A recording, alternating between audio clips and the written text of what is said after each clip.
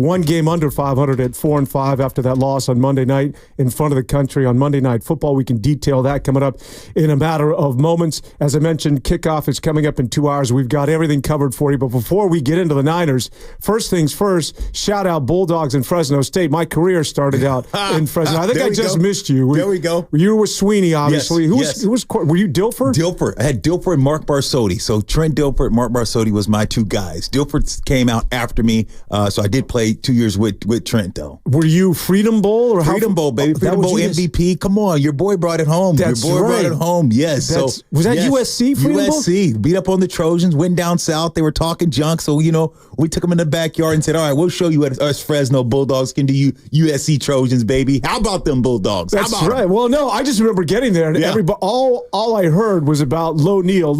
I just missed the legend that is Lorenzo Neal, but he's alongside, obviously, as we get into the 49ers. And as we talk San Francisco, Low, the big storyline is obviously the return of Christian McCaffrey. First things first, what are you expecting in terms of what sort of impact he's going to have in today's game? And is he on a pitch count, or is it just going to be feed Christian McCaffrey as though he was never gone? Yeah, I think it's a situation where you got to get the feel of where Christian McCaffrey is. Here's a guy that you understand what he can do and what he brings to the game, especially in the passing game. Because if you look at the running back, the way they've been running the ball, the 49ers, I don't think it's been a huge drop-off. You've been having pretty consistent running game, running the ball hard, physical. They've been a physical team. But when McCaffrey, what he brings, though, in the passing game and what he can do it by making people miss, he's that big play guy that you've been missing. Because if he's even, he's leaving. The speed that he brings, especially in the passing game, he's too fast for a linebacker. He's too physical for a safety. The one-on-one matchup, what you get with McCaffrey, it is a nightmare. But I think that Cal Shanahan's going to definitely have him on a pitch count. They're going to say, let's ease this guy back in it. I know he's going to be eager to go, chomping at the bit, but here's a guy you got to make sure, hey, look, let's give this guy 10 to 15 plays, total, let him touch the ball maybe 15 to 20 times total. But you do want to ease him into it, but I wouldn't just work him to death today. I think that what you have to keep in mind is that he hasn't played all year. Right. So it's not only the injury in the Achilles and the Achilles tendonitis, but it's also just getting into game shape. It is, but he's a guy that you got to realize that he's trained for this. It's when I understand guys say, well, this guy's going to be his first game. He's going to have a little rust. I get it, but it's still football. You don't forget how to run in 5 weeks. He's been running. He's been stretching. He's been lifting. He's had on pads. He's done some drills with his helmet on. So he's been doing those things. Now, has he had the hitting part of it? No. But it's something that as a player, when you play this long, I think it's not something, it's not like you forgot how to ride the bike. Yes, you'll have a little rust. You maybe can't ride the wheelie for the whole length of the street, but you still can ride the wheelie for a little bit. Ride the wheelie. That's the theme for today. Christian McCaffrey, get on that wheelie and go, my man. Go, baby. So we talk about Christian McCaffrey's return and what it means to the San Francisco 49ers. The one area that you hear consistently is the red zone and just how significant he has been in that part of the field. When you get inside the 20, when you go deep red zone and get inside the 10, Christian McCaffrey a year ago as the offensive player of the year, 21 touchdowns, Low, 18 of which in the red zone. So you do the math. They clearly need this guy in the most important part of the field. Oh, no question. Red zone, that's where the difference between 3 and 7. That's a 4-point swing. Field goal, get 3, touchdown 7. McCaffrey is the best running back in the league when it comes to red zone. Because what happens is, when you see guys motion across, he's a smart guy, he's a student of the game, so he sees Debo going across and he sees man or zone. So automatically, he knows if they're playing man or zone as a running back. So even though he's not the motion guy, it's Debo motion across. They're saying, okay, if they go with Debo, we know they're in man. So now McCaffrey understands, guess what? I got man coverage. I know that I'm going to beat this guy. I'm either going to beat him with my speed or I'm going to beat him with the deception. I'm going to beat him by route running. So I think you are screwed when you're going against a Christian McCaffrey, especially in the red zone, and you dictate, you watch what Cal Shanahan does in the red zone with this guy. It's going to give me some type of motion. Let me declare what the defense is doing, man or zone, and I'm going to take advantage of it with McCaffrey. You saw how many times last year Brock Purdy would hit him on the red zone, a 5-yard passing, turn into a 7 or 8 and end up getting in the end zone. Because McCaffrey understands leverage. He understands, look, if they're playing zone, he understands both linebackers are dropping into a coverage. He knows how to push the one linebacker, so widen him out. So he pushes his outside shoulder. So you watch McCaffrey's route running. So he pushes the outside backer's shoulder. So he keeps widening. And then watch how he snaps in. So he creates space and distance between both linebackers. So boom, you get that window. Now the ball gets in there, and because he's so quick, he can boom spin around and still get north and south without either of those guys tackling him. So he is a red zone nightmare for defenses, for defensive coordinators, and for players. You mentioned the window, and I saw this. I can't believe they got a stat for everything these days, Lo. Oh yeah, they have a statistic now for the tightest windows that have been thrown into by a quarterback, and it belongs to Brock Purdy. Yeah. And a lot of that they attribute to the fact that he's been without a lot of players. That simply, if you don't have someone like that of a Christian McCaffrey or Brandon Ayuk, you can glom on to a Deebo Samuel because they're thinking defensively, well, where else are you going to go with the football? Now that you have Christian McCaffrey, we often talk about gravitational pull. We use that theme in basketball when talking about the Warriors. And when Steph Curry comes off a pin down or he's flaring out to the corner, he'll draw 2 or 3 guys. And that'll free somebody up back door. That's going to free somebody up for an open 3 when they reverse the ball. I think the same could be attributed to that of Christian McCaffrey. And you tell me, and you can sort of get into this, that as you just laid out, that, yeah, he can find a seam, get it and go, or he can just simply run a route and say, because he's Christian McCaffrey, I got to pay attention to him, which is going to free other players up and give those sort of window opportunities back to Brock Purdy. Without a doubt, you just hit the nail on the head. What he does is he stretches the defense. He makes the defense cover every blade of grass. And so what are we talking about that when you're saying, okay, what do you mean? So now when McCaffrey snaps and he hits that window, now guys have to sag. They're saying, God, we got to test and we got to account for Christian McCaffrey. Let's shrink that. So when you shrink that and says, let's play a tighter coverage on him, there's another window like you just alluding to. And now it's a window open up for another receiver, another running back to be able to sit there and penetrate and have more success. So without a doubt, he has that it factor because McCaffrey, what he brings to the table, especially in the red zone, you have more opportunities and there's bigger windows because McCaffrey is such a draw. No question. In your playing days, I'm just curious, who was, aside from yourself, the best, like guys that really excelled in the red zone? Because it's an area. LT. I mean, LaDainian Thomas. I mean, when you watch LT, LaDainian Thomas, I think Christian McCaffrey is one of the closest things to him because, I mean, this guy scored over 30 touchdowns rushing the ball, of like 39 in one season. Yeah. I mean, the record that still stands that McCaffrey tried to threaten. So when you think about what LaDainian Tomlinson would do, he was too fast for safety. He was too fast for a linebacker, too physical and stuff for the safety. We'd line him up. McCaffrey is playing what LT did for the Chargers. You can line him up in slot. You can line him up at X, Y, Z. It didn't matter. You can get McCaffrey and you can line him up anywhere on the field. So when you think about what LaDainian would do, LaDainian would put so much pressure on a linebacker because he was in and out of breaks so fast. LaDainian probably could have played receiver in the league. McCaffrey could probably play receiver in the National Football League. So when you have a running back that's versatile, that can line up and play running back or receiver, that's a problem. That's a headache. You don't see necessarily linebackers going out and trying to guard receivers in this league. Now you'll see them drop the zone and have hook curl responsibility, and a receiver might drop in that zone and they have to make a tackle, but they're not going to guard them play in and play out because it doesn't match and it doesn't make sense. That's the same thing that you have with McCaffrey. And with LaDainian, when I was there playing in San Diego with LaDainian Thompson, it was times that you go nickel personnel or dime personnel because LaDainian was in the game and you said, let's go 3 wide. So you would have to say, look, we can't put a linebacker on. Let's put a running back. Let's put a linebacker, not a linebacker, but a safety or a DB in the box to try to cover him because he's just too fast for a linebacker. And then what do? Now you have a mismatch. Now you can say, look, let's run the ball because they have dime personnel in or nickel personnel in. And now that creates more opportunity in the run game. And that's what Christian McCaffrey also brings to the table because of the fact that you have to play nickel or dime or take out a linebacker because you want to be able to cover McCaffrey. So you got to say, let's go with some speed. Let's go with a guy that can cover him. So now you compromise the inside in the box and you bring in a safety down there, bringing a corner in there. And now they have to guard McCaffrey, but now you run the ball. And now you have a mismatch because you got a light box. You got a safety in there or a corner in there in the box. Now you have the ability to run the ball. So what it does put a lot of stress also on the defense. That's fascinating because obviously there's the schematic advantages as you just laid out. But also when you agree that there's certain players, whether it's the running back, whether it's the wide receiver, whether it's the quarterback, that are good in between the 20s, go up and down the field. Yeah. Then there's those certain cats that are like, that's the goal line, there's the house, that's where I belong. And I guess LaDainian Tomlinson would fall into that head. Oh, no question. But you could separate, could you not? Players that just could sniff that thing. Without a doubt, you could separate. I mean, look at a guy, Hopkins. Kansas City said, you know what, let's make that trade.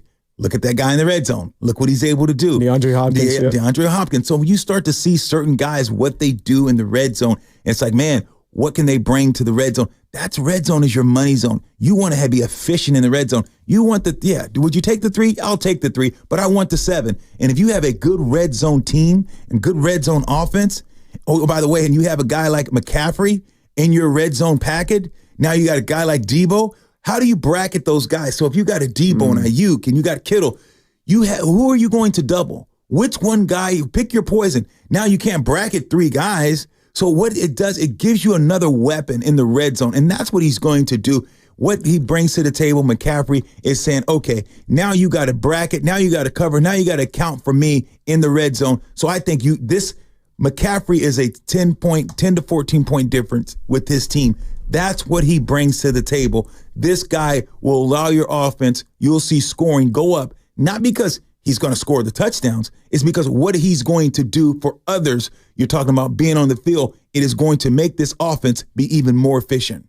Were you Stan Humphries? Were you with them? Yeah, I knew Stan. I didn't play with Stan, though. But I came in the league in 93. So I came in the league in 93. Jim Everett was my quarterback when I was playing with the Saints. So when I got to Jim Everett post Los Angeles. Yes, post Los Angeles. So but when I got to the Chargers, Drew Brees was there and Phillips. So we drafted Phillips. So I was there, played 2 years before Phillips arrived to San Diego. So so I was there when I was playing in the league with Humphries, but no, I didn't play with him or That's Junior. Right. That's the Drew Brees. Yes, came from Purdue. That's right. In 2000. What was interesting when he came out of Purdue, they had lost to the University of Washington in the Rose Bowl. And if you remember, Marcus Tuiasosopo was supposed to be the guy. Yes. And if you think about Tuiasosopo, I always say that if he played in today's NFL, because nobody could run and throw like that cat back in the day. No. And he destroyed Breeze in that Rose Bowl. Yeah. But Tuiasosopo just didn't fit into the league back with the Raiders back in the day. Right. And that time it wasn't as running and wasn't as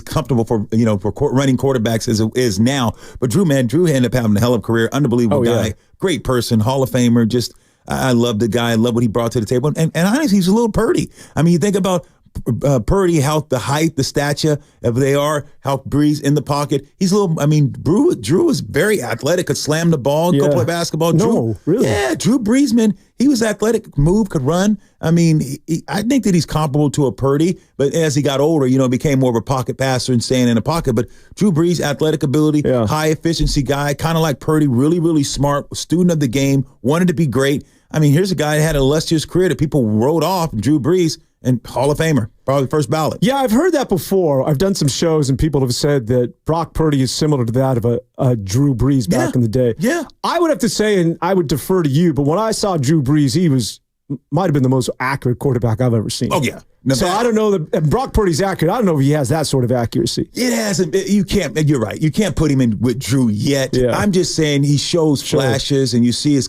poise and composure like a Drew Brees. Watch him throw. He can throw the intermediate ball great, just like Drew. Drew wasn't necessarily a long ball guy, but an intermediate, dot the I. Very, very efficient. That's what I like about Purdy. Just cerebral, smart. Drew, smart. Purdy's, you got to realize this guy's only in his third year as a starter. And look at this guy, what he's already done. And look what people are demanding from this guy. They're demanding Super Bowls, demanding excellence. Why? Because he's shown people, that he can play at a high level.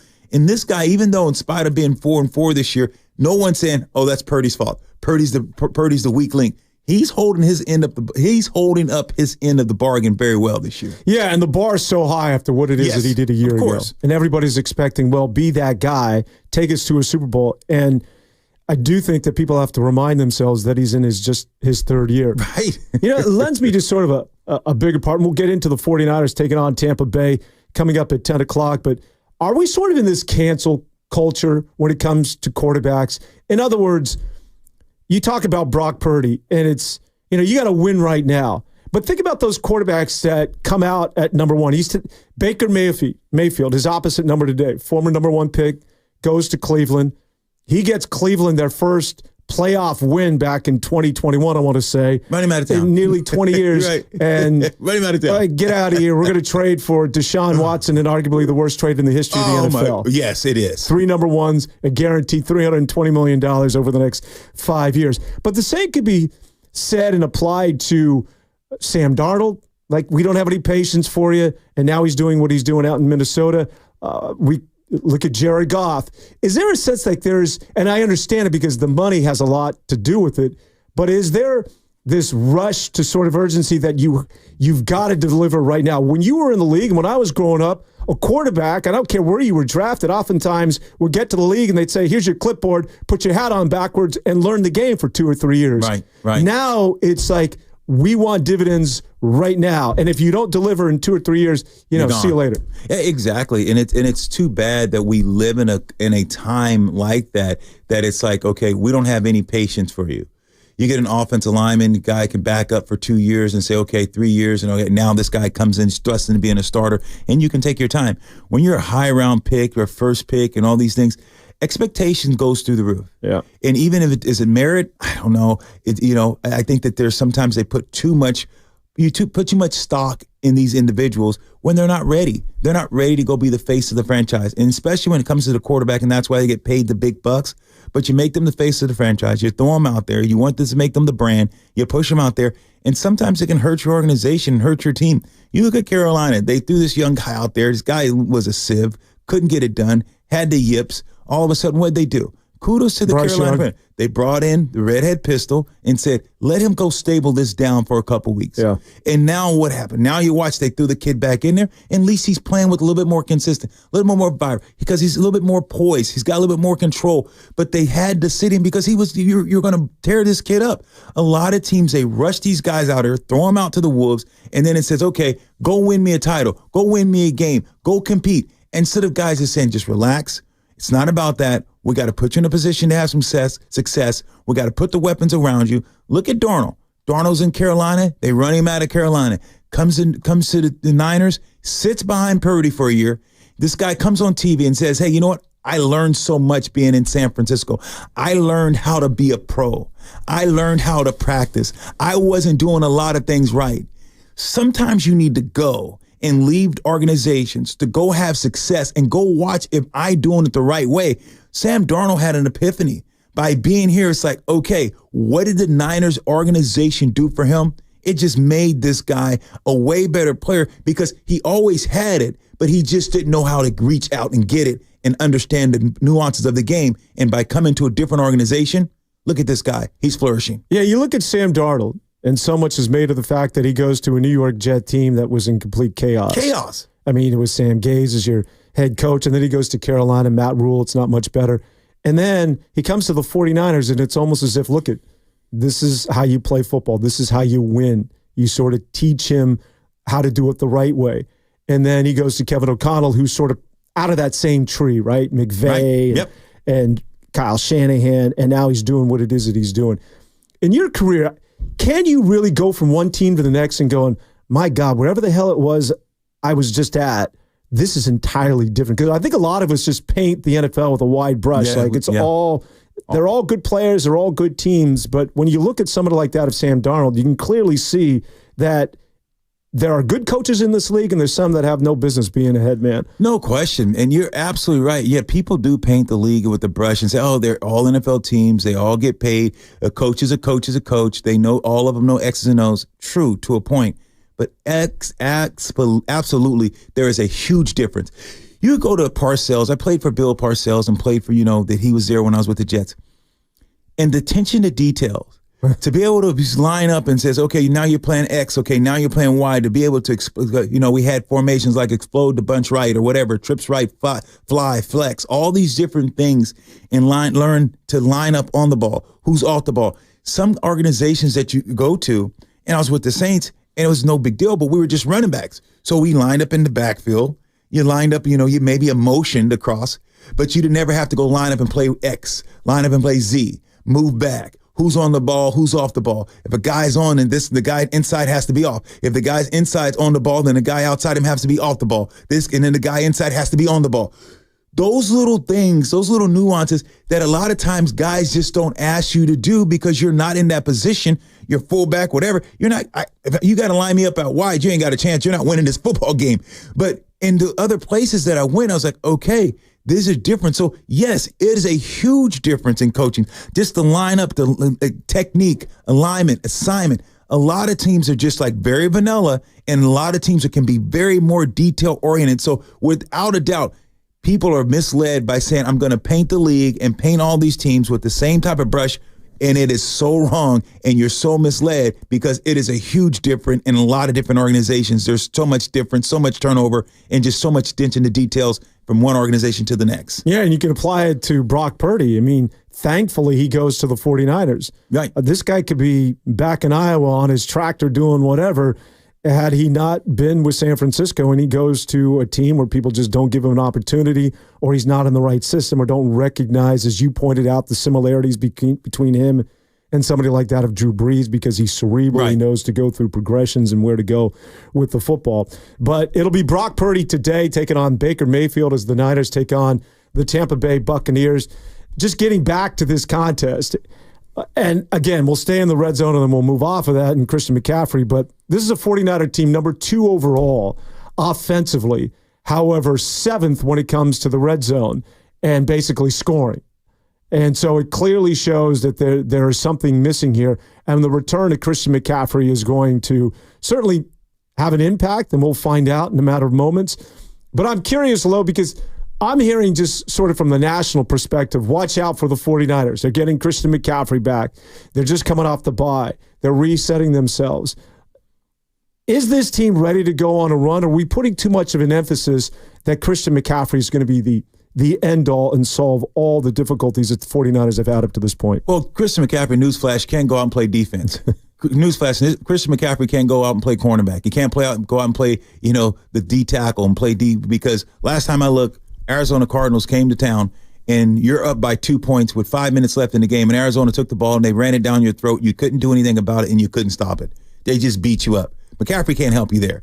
What McCaffrey can do is say, guess what? We're going to score more, do more things, and now your offense is going to become more complete. Now it takes some of the pressure off your defense. So I think with a bye week, if you think about a bye, what it does, that's a week to let your body heal. That's a week of not pounding on a Sunday when guys are trying to hit you. That's a week without your body getting the Toradol, getting the shots, doing the things you have to do. That's a week in your body to stretch and heal, get stronger. You can make some gains for a week. When I know that I'm going to lift heavy for a week because I'm not going to be in pads, I'm going to be running a bunch of, you ain't going to be doing practice that much. You're still going to practice, of course, but you can lift heavier. You can push your body a little bit more because you can go ahead and get a little sore because that Sunday you're not going to be in battle. So you have your body can rest, it can recover, so you can make gains. So go look at teams. Teams off a bye usually win. Leaving off the bye usually play better. So I think that you can put, the Niners are going to play better coming off a bye, and especially Tampa Bay coming off a short week. You have an advantage. That's just the way the body by attrition. So I think that McCaffrey does bring a lot to this offense and a lot to this team because it's going to put you in a position that your offense can be more explosive. It's going to put you in a position that your offense can sustain more drives. It's going to put you in a position that now if I can score 7 or 14 more points, now what does that do to the opposition? It makes them, now they're not able to run the ball. Now you can exploit some of the things where the Niners are weak, the deficiency. Maybe against the run. If you're down by 14, I can't run the ball 30 more times in that game. I limit what I can do, so I can't be hurt as that many times. So what it does, though, it limits certain things, and it makes the defense even better because now teams are going to have to throw the ball more, so now I can come after you more. So there's a lot of things that McCaffrey does that it helps the other and helps the whole team. So, yes, McCaffrey does give this 49er team some more opposition and makes this team better. We talk about the bye week, and I want to get more into that on the other side, but just really quick as we get to the break, I think that the scheduling sometimes does certain teams no favors in the NFL, and the 49ers have been on the other end. When you think about how they schedule this contest, and Tampa Bay not only losing to Kansas City, but it's an emotional loss, as Kansas City once again, somebody trying to knock off the unbeaten, right. And I think Tampa Bay felt as though they had that opportunity. It's the emotional gut punch. But then just physically, so you got to jump on the bird and fly back to Tampa Bay. Tuesday, what? You're watching video. You're not putting in a game plan or planning for the 49ers until, what, Wednesday? And you're practicing Thursday and light walkthrough maybe on Friday? Meanwhile, the Niners have been at it for 10 days, 2 weeks getting ready for Tampa Bay. This is a clear advantage for the 49ers in that regard. Oh, without a doubt. I mean, you got to realize you're 10 days rest and you had a bye week and you're playing a Tampa Bay team that traveled. So they traveled back. They didn't get back till Tuesday. Think about it, because they're 3 hours and 2 hours ahead of Kansas City. So they get back, what, 2 or 3, 4 o'clock in the morning. That day they're off, they're sleeping. Wednesday they come in and just like you stretch and just get guys in the tub and get guys stretching. You put in some of the game plan. You're not out on the field. You maybe go for a run and loosen up, but you're not necessarily running plays. So it's a short week. You cram everything in on Friday and Saturday, and maybe their bye week and the week before they had some night when you're doing scout team. Maybe you were working against the Niners. So what coaches usually do typically when you have a short week like this, the week before, the defense don't know it, but you're already going against the Niners. You're doing some of those things. So you kind of implement that, because it's no way physically you could be able to play this game on a short week, and especially playing against the 49er teams that everyone knows pretty physical. So yeah, huge advantage to the Niners. All right, we'll continue to talk about the San Francisco 49ers, who, by the way, have won 70% of their games under Kyle Shanahan after the break. And don't forget about last year. They had lost 3 in a row going into the bye week. That straightened things out as they took care of Jacksonville, and they were able to go on that serious run and get, obviously, to the Super Bowl and losing to Kansas City. All right, we'll continue to talk about Tampa Bay and the San Francisco 49ers. It's Low Neal, it's Dan Devone. San Francisco 49er preview continues right after this quick timeout.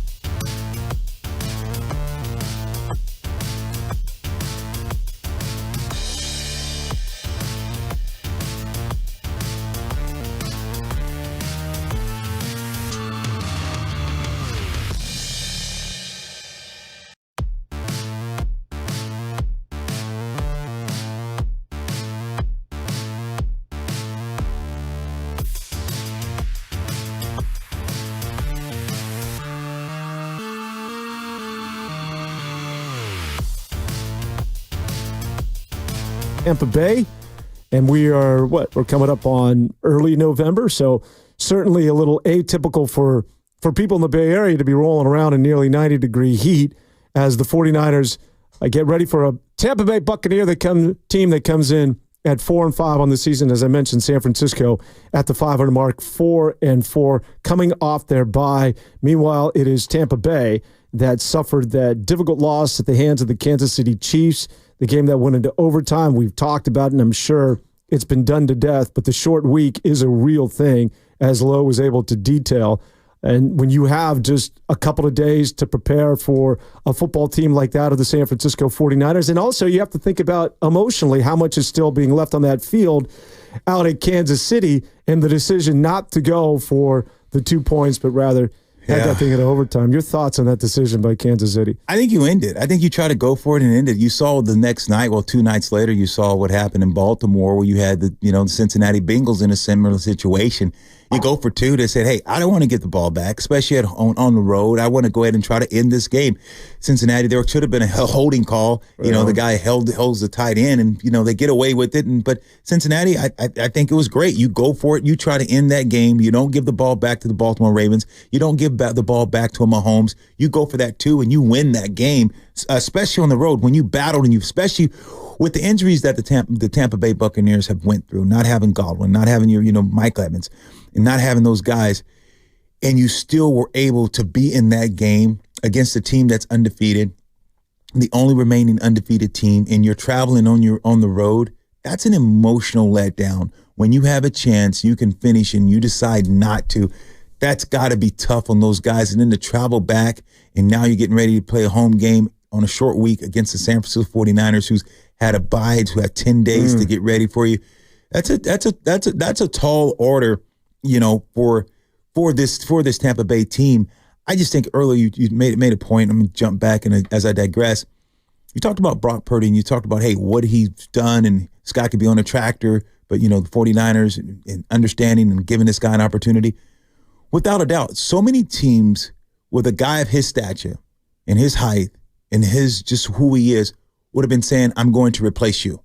So many teams would have tried to replace this guy to say, or not give him the opportunity. Not give him the opportunity. You're too small. You're too short. I'm not going to let you play. We're not going to play you. We're not going to let you play in this game. So I think you would have had a lot of teams that would have been like, we're trying to move on from you.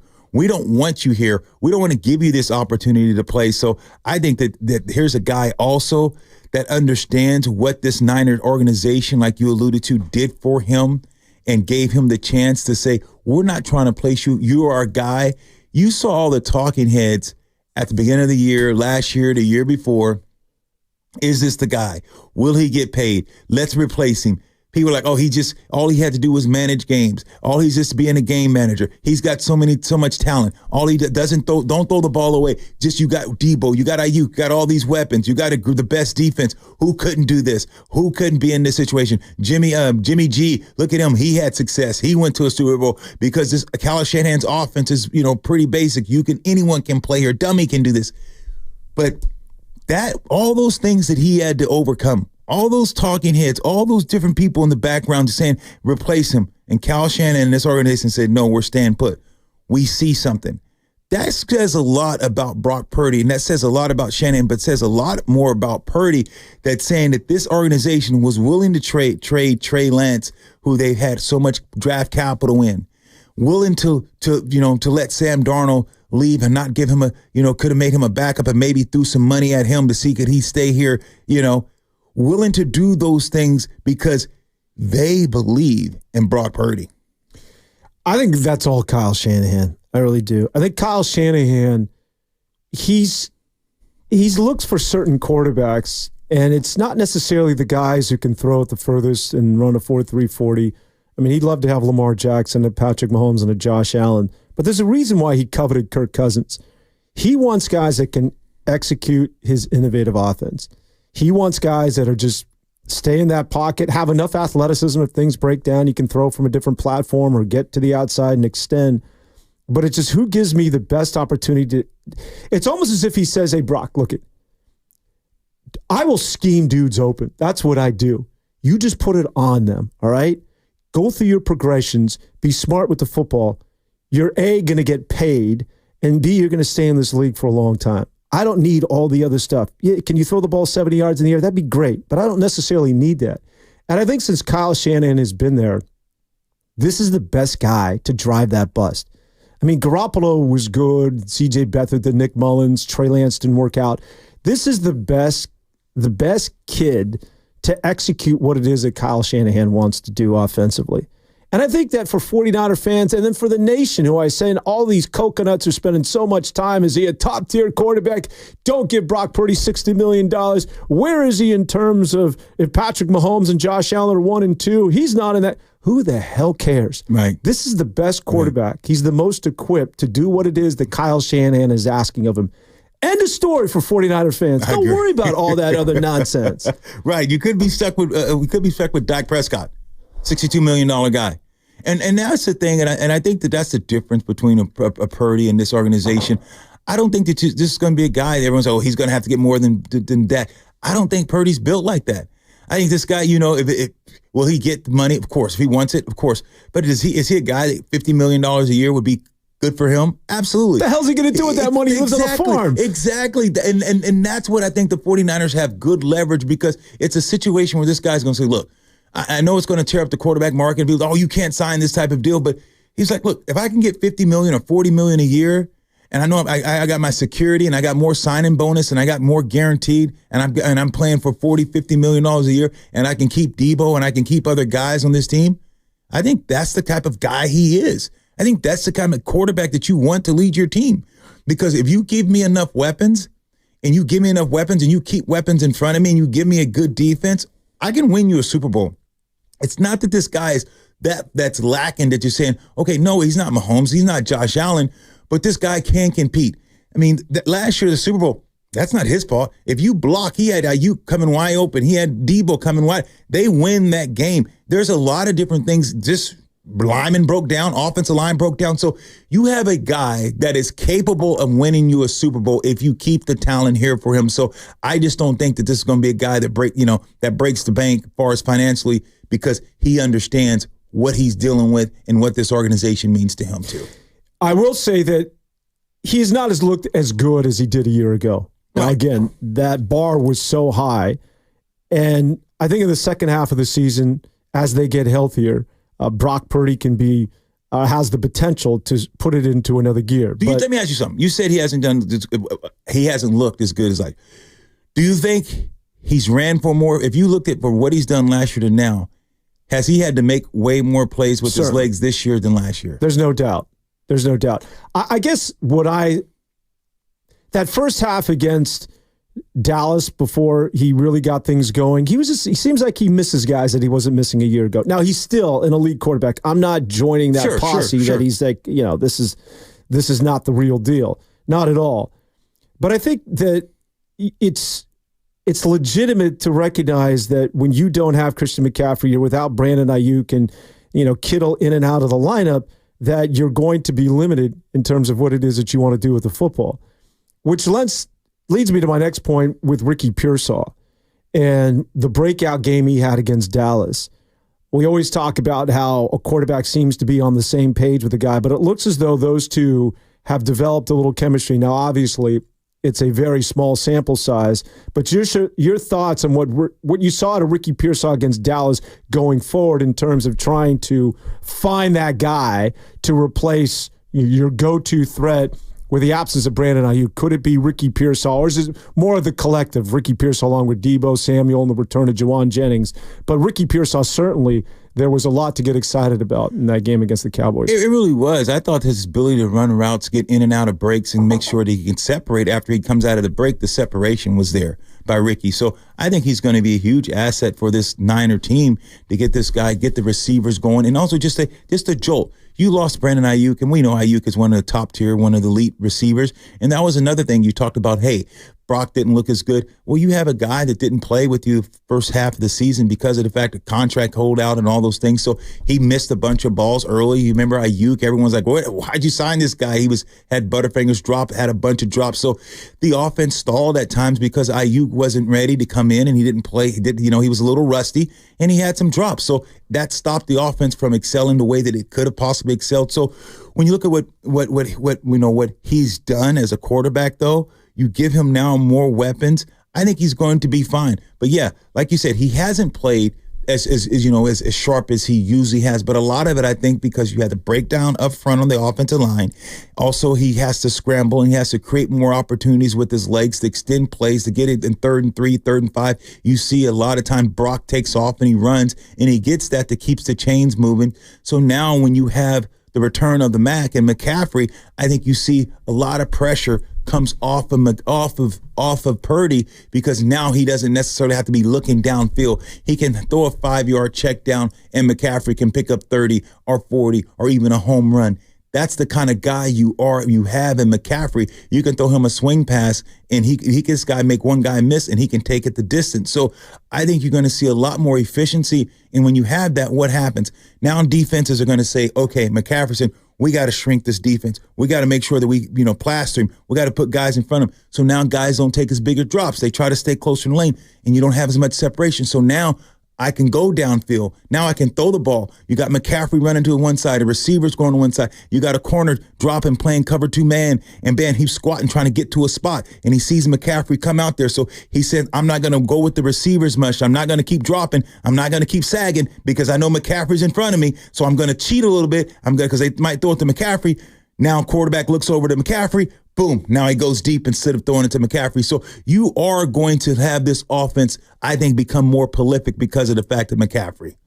Yeah, and all those things that you just mentioned, as good as Jordan Mason is and has been, he just doesn't bring that to the table. No. And you're not necessarily focused on where Jordan Mason is on the field.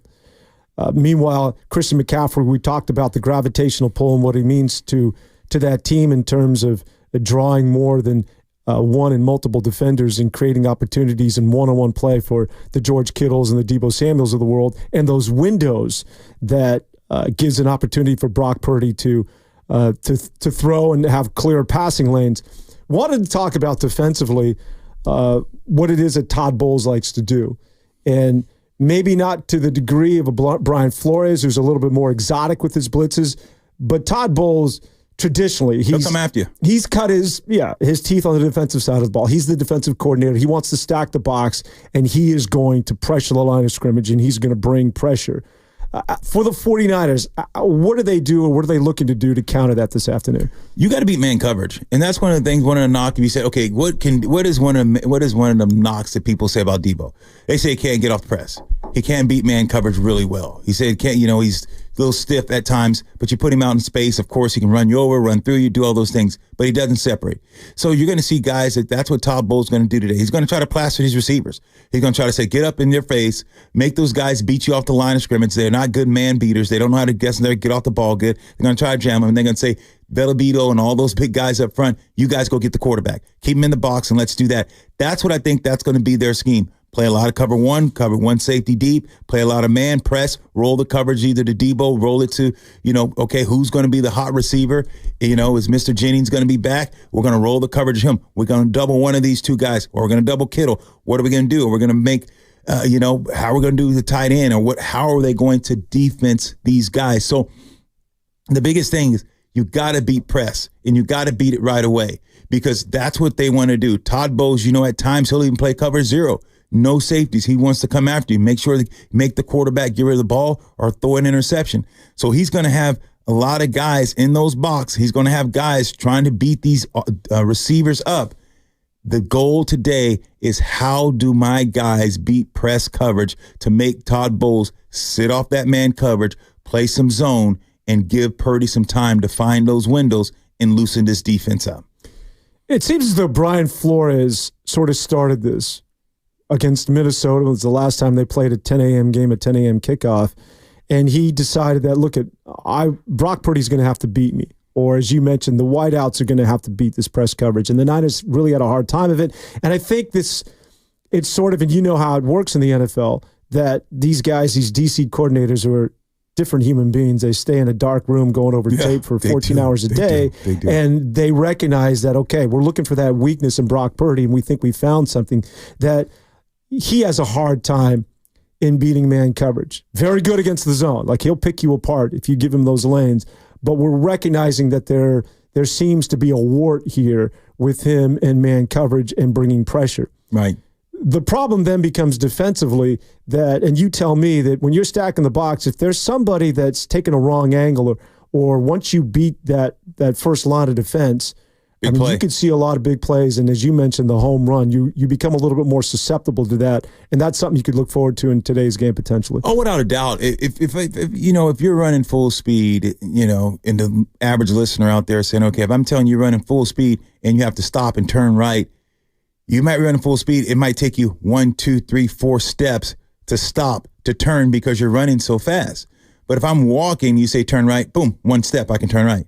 Walking, you say, if I turn your left, boom, 1 step, you turn left. It's that easy because you're not going that fast. Another thing McCaffrey brings to the table, where I'm going with this, I'm going somewhere with this, D. So I see you give me the look like, where are you going? What are we talking about? We're talking about walking and running.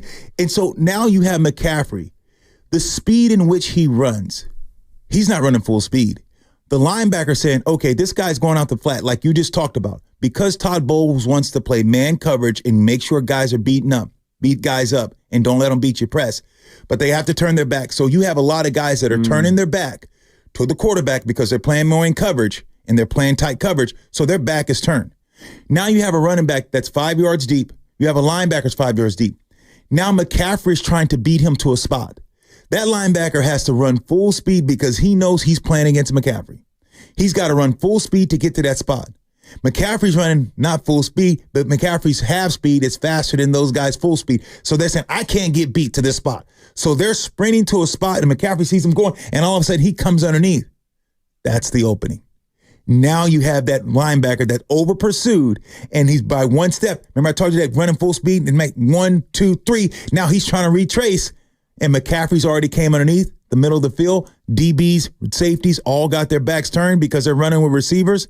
And now McCaffrey's 10, 15, 20, and maybe even further down the field because the one-on-one matchup. That's what he brings to the table that the other running backs.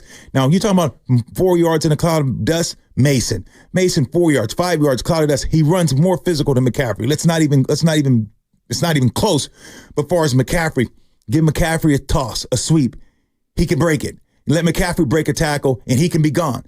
It's a difference between a game changer and a chain mover. Mason was a chain mover. McCaffrey is a game changer. And now when you're talking about Todd Bowles and his exotic defense and what he wants to do, get after guys, that's when McCaffrey can have a field day because he'll get man-to-man coverage, and his speed is just too fast for these linebackers. They over-pursue, they can't cover him, and you'll see some big plays out of McCaffrey, and especially because you'll have some motion to give a pre-snap read what the defense is doing, and it's going to determine what McCaffrey and the success he has because he's going to have a pre-snap read what the defense is playing. And the man coverage, not only as you just laid out, will create opportunities with the return of Christian McCaffrey, but correct me if I'm wrong, when you go man up like that, who's the one guy that is uncovered, or the one guy that does not have as a defender, there is no responsibility, and it's the quarterback. Because you talk about when you have your back turned, and we've seen Brock Purdy run a lot more than he has at any point in his career. And when you man up like that and things break down and you're a DB and you got your back turned and you have an assignment because you've got a man, the one dude that does not have somebody watching him is the quarterback. Brock can hurt you with his legs.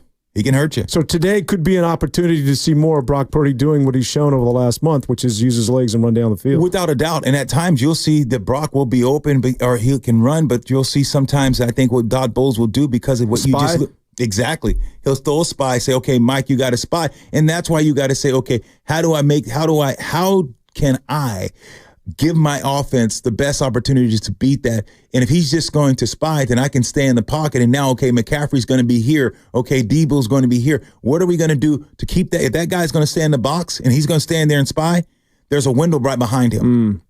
So you're going to have some opportunities If they're spy or if they do, and then, okay, now that spy is off and they're going to drop back in zone and Purdy's going to see it, he's going to take off. Okay, bam. Now you got to play 2 Mike. At sometimes you got to realize Todd Bowles played Tampa 2. Tampa 2 or 2 Mike, that means where the Mike, you got 2 safeties deep and the 2 Mike, that means the Mike runs to the middle of the field. At the snap, Mike turns his back and he runs because he's paying him in the middle of the field. It's called Tampa 2, 2 deep. Tampa 2, that's what the big deal that they used to do with Brooks. And because he had to run to the middle of the field. Lane Kiffin, right? Exactly. So you'll see them at times do that and give some other opportunities for that underneath stuff and a ride across the middle. So you'll see some zero routes, Y shallow cross where the Y is going to be dragging across and it's coming open because they're playing 2 Mike or Tampa 2 where the Mike's running to the middle of the field because they want to make sure they cover. Monty Kiffin, I'm sorry. Monty Kiffin. And they want to make sure that those safeties are out there. So you're going to see some opportunity for this offense to flourish. You just can't miss the layup. You can't miss the home run. You can't miss it today. You're going to have opportunities to go out here and solidify this win. Just don't miss the layups. When you're in the backfield and you see a stack box or you see 8 guys near the line of scrimmage, what are you thinking in terms of if there's a design run, you're going whatever, A gap or what have you? Does it change or offensively, does it change the approach? If you're constantly looking at a stack box, are you going to look to play action, go up top to sort of get those guys out of the line or off the line of scrimmage? Or what is the thought process if you're a team that predominantly wants to establish the run? And the 49ers, last year, look at Christian McCaffrey led the NFL in rushing. They're without him this year, but still number 4. So clearly this is a team that has, under whether it's Kyle Shanahan or his old man, they're going to establish the run. But when somebody like that, Todd Bowles, is bringing extra people down near the line of scrimmage, what does that do to you in terms of trying to counter that as far as the running game? Yeah, with me, usually when I played the fullback position, you would have an over defense. That means where the tight end, the tight end is where the strength is. We call that over. That means there's a guy over the nose. Your strong side. Yep, your strong side. And then if you brought the free safety down the weak side, so you have your will. And the free safety the strong safety came down to the weak side where the will is. And I knew we would run to the bubble. And teams knew we'd be running to the bubble. That means we're the weak side. That means the guard's uncovered. That's the bubble side. The tight end's away from that. All 3 of those guys are covered. The nose covered, the guard's covered, the tackle's covered. Tight end, Sam and the Mike's on that side. The will's on the back side, on the weak side. This free safety comes down in the box. And we had a bob. It's called back on backer. So I knew that the free safety was coming down to the weak side to bring an extra guy in the box, and the will backer was in there in that bubble. So what I would do is me and LT were understood, okay, here he is. I know where he is, and we're going to make him play space. We're going to make that safety play air. So when I would come out at the linebacker, I would come out and press his outside shoulder so he would kind of be wide in the hole. LT would be pressing. So he would come through that guard bubble too, but he's kind of running it wide. So now the linebacker and the safety's out. Who has the ball? In this LT. Right? Okay. LaDainian has the ball. You're the lead. I'm the lead. So I'm leading into that bubble side, the open side. And I see it, but I'm pressing LT. I'm LT. I said, get on my outside shoulder. So he'd be running on the outside. So we're going through that hole. LT's on outside. So the linebacker's widening too. And we already know the strong safety's out there. The free safety's even wider. So right at the point of attack, I want to get my head inside of the backer. So if I can get my head inside the backer, now LT with his athletic ability, he could be able to jump to the inside. Now when he jumps to the inside, who's there? Because the safety's outside playing air. So you have to set these things up. So you're talking about that. It's an opportunity that you can take advantage of. It's by alignment and it's assignment and it's knowing what the defense is doing. If I can put that pressure on that outside linebacker's shoulder where he thinks that, hey, look, we're coming outside. And we're coming outside. Now he kind of widens the hole. And then at the last minute, I cut his inside leg down. Now that safety's outside and he's playing air. He's playing space. And then they say, okay, God, this time we're coming inside. Look, I know what they're trying to do. They're trying to get me to widen. I'm not going to widen. So what you do now is you say, okay, look, I can push him. I can either push him down. Now you have LT or you have McCaffrey and he's one-on-one with the safety. I like my chances. So this is how you kind of play the cat and mouse game. So this is the different things that you're talking about. What do you do when you see a loaded box? How do you say, you know what? If I have a back that I know that can run in a loaded box, I stay with it. When you got a guy like McCaffrey, him against the safety, and you're saying, that, the juice can take care of this linebacker and they're going to push this guy and we're going to make this guy play space. and now it's an empty hole. You can't not just let a defense come up and say, okay, because they got 8 in the box, we got to check out if we can't run it. You can't do it.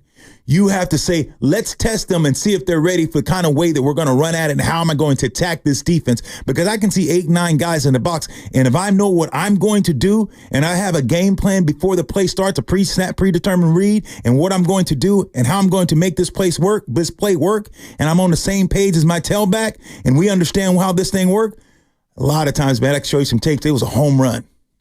Man, I feel smarter already. Let me get behind you out of the eye, man. Let's go, baby. Get on the hip and don't dip. Let's ride, Daddy. Let's ride.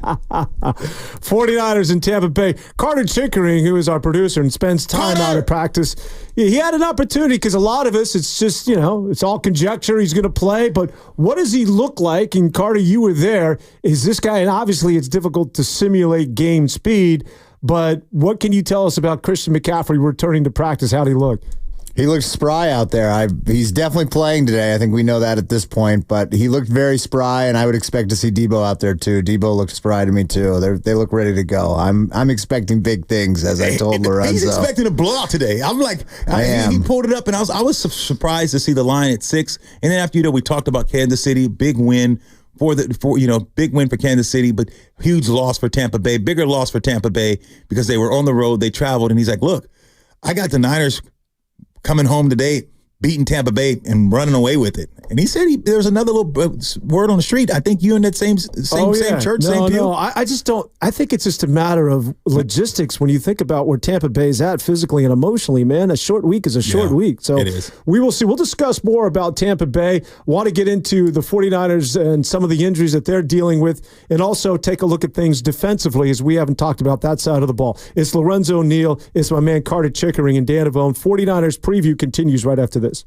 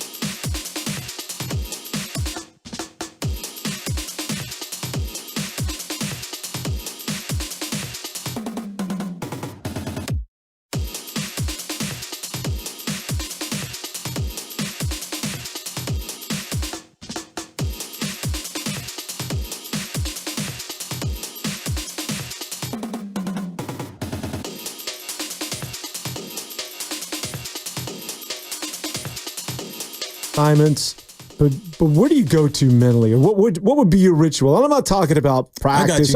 I got I'm talking about like you're in the locker room, you're about to go out on the field in front of a televised audience. You got more than 65,000 fans. Like what's ruminating between the ears? You know what? That morning, you get up, 7 o'clock, 8 o'clock, whatever. You got a 10 o'clock kick or 12 o'clock kick. Go to chapel service, get a little chapel. From there, go eat a little breakfast. 8 light, maybe 1 egg, get a lot of hydration, a lot of water. No coffee usually that morning. Just like you just want to make sure you're hydrated. A lot of water, a little coffee, little egg, maybe a pancake or something like that. Get a little bit of carbs. And you head up to the stadium. I would go over it on the early bus. Like to get there early. And then you get in the stadium, make sure that all your pads, everything is dialed up what you wanted. Everything's set out. You line everything up where you want to do. Then I'd get my headsets on. I'd go out about an hour, like you said, hour and a half early. Throw a little Kurt Franklin. Make me want to dance, make me stomp. I get that little gospel on, and I'm thinking about it. I'm sitting in my locker before I go out to set up my pads, everything's set. I sit in my locker, flip through all the pages again. You're looking at your playbook, look at all of your stuff, look at the first 12, look at the dirty dozen, the first 12 plays you're going to do. You get all that done, get all that dialed up, have your pads. So once you get in, I'd come back in, you already know what your ritual was going to be. I'd go out, start warming up. Throw my Kurt Franklin, I'd get in 4 laps. Go 4 laps, I would do my thrusters. I would do a bunch. I had a routine. I would come back in sweaty. You're running 4 laps. Yes, nice jog, 4 laps around the field. Yeah. And I had a nice lather. Then I had 20 yards. I had, I would do these thrusters where I drop my hips and just boom, explode up. I would do things where I'm using my feet between opposite leg in between lines. I had a ritual, like 30 minutes. I would come in lathered, nice and sweaty. Then I'd go in, shower, get in a cold shower, like this is 30 minutes before the game. I'd get a nice cold shower and just cold shower, stand there for like 10, 20 minutes and just like let the water hit and just think. And just think about, what am I here? What's my job today? And just get focused. Boom, go in and get taped. You got 15 minutes, go get taped, get everything up. And I had one of the trainers would warm me up, do some other stuff that I would do. I'd get over there and then I'd get dressed and I'd find me a little quiet spot where it's dark. Maybe on a away trip, you find a little room that no one's in and you just go in there, locker, and you just friggin' go in there and just quiet. I turn the light off and I just shut the door and I'm back there. No one knows. I'm just like, and just meditating. Tighten up my feet, tighten up my calves, tighten up my quads, tighten up my back, tighten up my abs, and go through and make sure everything is firing. And do that for like 5 minutes. Then you hear, bring it up, Lord's Prayer, baby. Everyone comes out, gets in that little circle, do the Lord's Prayer, get ready to go. And man, you walk out of that tunnel and your mind just leaves. You forget about everything. You're not thinking about girls. You're not thinking about life. You're not thinking about friggin' jobs. You're not thinking about friggin' friends. You're not thinking about anything. It's about you're in the game. I'm here to entertain. I'm here to do a job. You look in that locker room, you look at your guys, and you look in guys' eyes, and everyone, it's no laughing, it's not playing. Dude, you're going out there to go battle. Everyone's, oh, it's fun. No. Yeah, you can laugh, but it's like, it's a game. You're going out there. Look in guys' eyes when you see them run on that field, and look how intense, and look at, man, you're going out there to lay wood. You're going out there with bad intentions. That's what it's about. So you would get in that locker room, then when you freaking ran out on that field, and you sat there and you ran out and you're ready to go, and all of a sudden they start singing the Star Spangled Banner and you're freaking on the sideline and you're getting ready, and you like, I would turn my back because I didn't want to know who's winning the coin toss, because I was just like, I did some weird stuff, but I had a certain shirt I'd wear, certain music. I mean, just like, I don't know, man, you brought me back. I was just going through it while you were telling me that. It was the best. If you want, you can headbutt Carter, man. Let's go. I was going to say, you had me ready to run through a brick wall. That was awesome. Yeah, man, I love it. Is there that sort of that quiet tension in the locker room beforehand? Like there's are you talking to anybody? Is anybody, I guess there's little conversations, but for the most part, it's just that sort of, we're going to battle and there's, like the talking's done with. You've been talking all week. Hayes in the barn. The talking's over. It's no, oh yeah, you ain't laughing and thinking about where we're going to go. At practice, you're like, okay, cool, bro, we'll go at dinner. Hey, let's do this. It's no, you're not thinking about anything. So yeah, you might be talking, hey man, hey, on this play, hey, if you see the safety, this is what I'm going to do. So there's just quiet, maybe a little murmurs in the little murmur. It's just like, boom, guys got the heads on, listening to music. Let's go. You hearing guys, bounce around. You seeing guys just doing their thing. all right, boy, let's go. It's a different, or you're pumping. You're not in there like, man, it's not by so everybody's getting into their own space. Yes. You do it your way, and everybody else is finding that same way to get to that optimal level when they hit the field. No question. But it's a way that you want. If you had an opportunity to go in a locker room before the game, you would be amazed because there's no smiles. It's a different, you just feel you can cut the air with the tension that's in the air. And it's a different place. It's a different space. The guys, let's go, boys. And you just like 10 minutes early out. I mean, it's a different feel. And that's why you see guys come to the field. They're bouncing. They're jumping around. Man, you're getting ready to unleash. You getting ready, and it's nerves, it's good nerves, it's bad nerves. Man, you getting ready to go out there and you're like, okay, here we go. So, man, it is, like you said, each individual is in their own mind, their own space, how they get it done. And what's amazing about that is that the opposing team's doing the same thing. So something's got to give. Something's got to give. Something's got to give, baby. We talk about Christian McCaffrey. I got to, once again, pick your brain because let's face it, when we hear Achilles tendonitis, Carter and I were talking about this, just to give the NBA analogy, and Kevin Durant back in 2019, where they lose to Toronto in the NBA Finals. And in that Finals, 2 weeks prior, it was, Durant who had the injury to the calf muscle. And essentially what it was a precursor to him eventually snapping that Achilles heel.